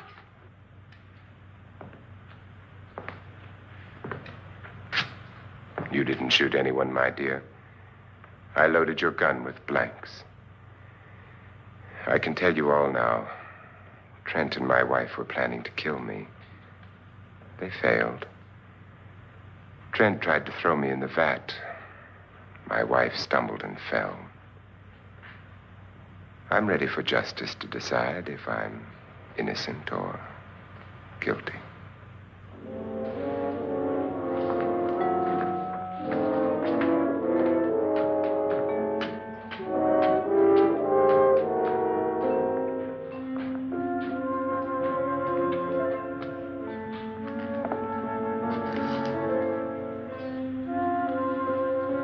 Now there are 9. There'll be more, many more. They're coming for me now. And then they'll come for you.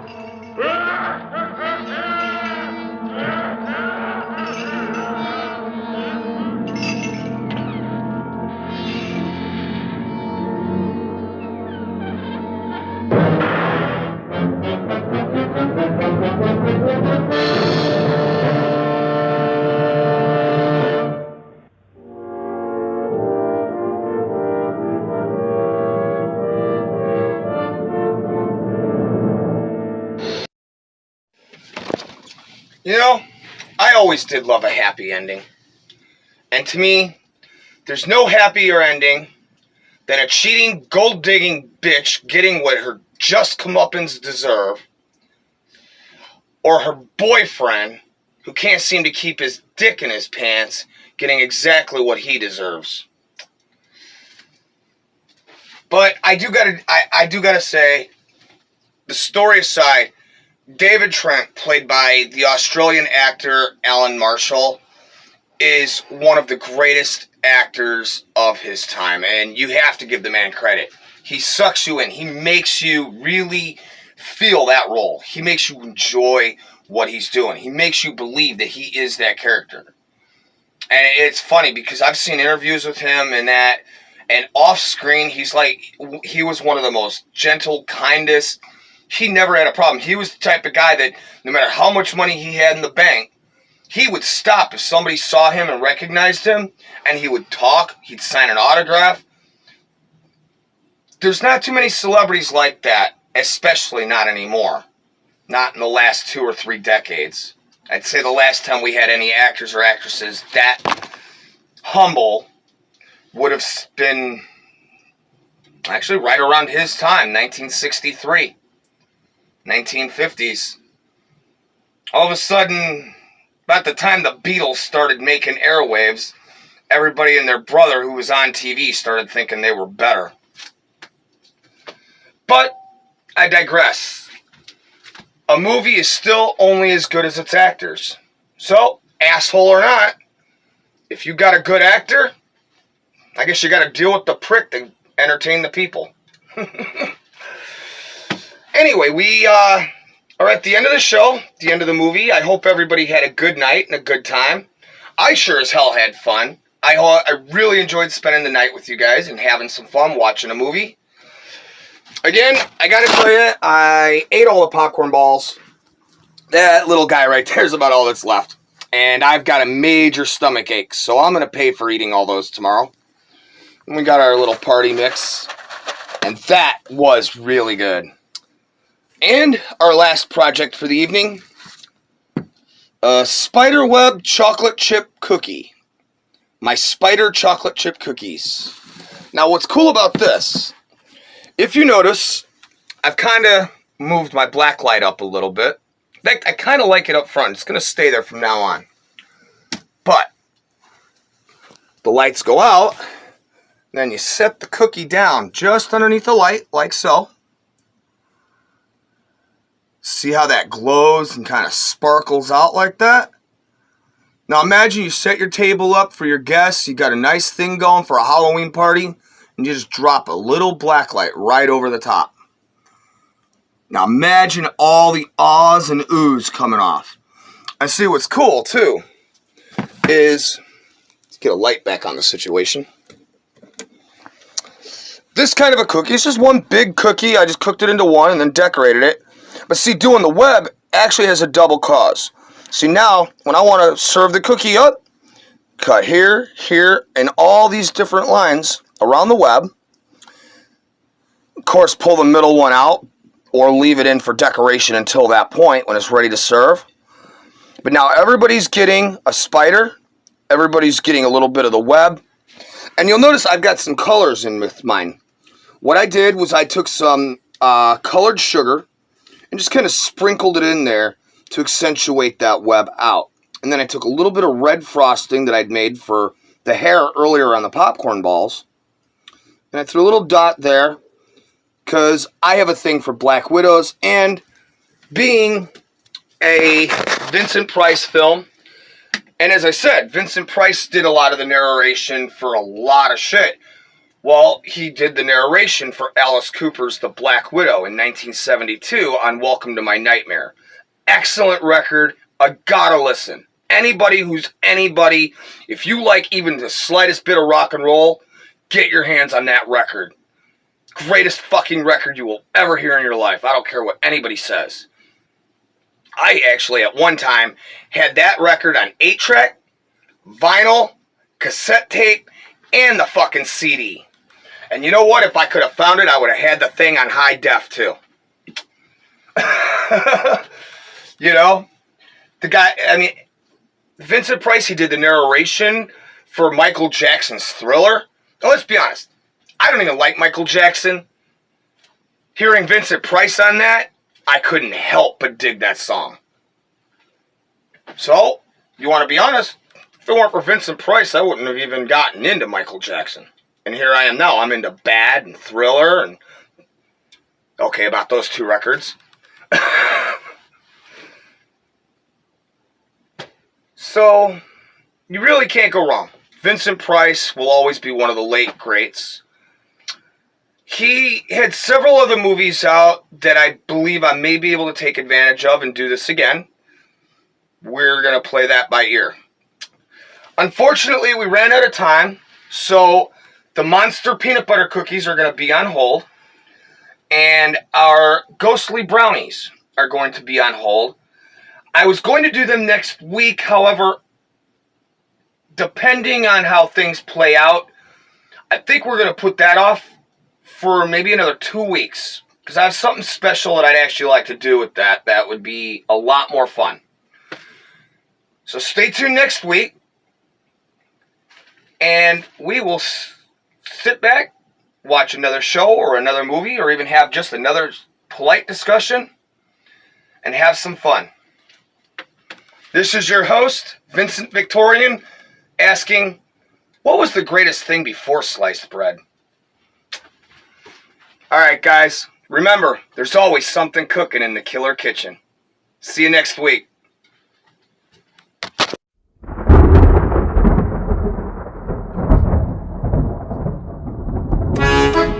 Thank you.